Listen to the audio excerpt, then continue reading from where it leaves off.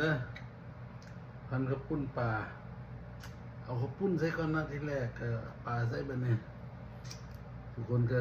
ที่เด็ดแบบข้างนี้เนาะปลาปิ้งใส่สมุนไพรเส้เอาใส่หลายนึงบ่เป็นหยังเนาะแล้วก็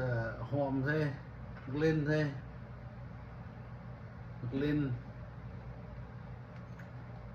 มะแตงขิงมะขูดดินน้ำแจ่วแจ่วส้มคิดเองเอาน้ำหวดลงไปน้ำแจ่วหวดลงไปงัดเข้าไปบันนี้งัดเข้าไปคำว่าไงเนาะ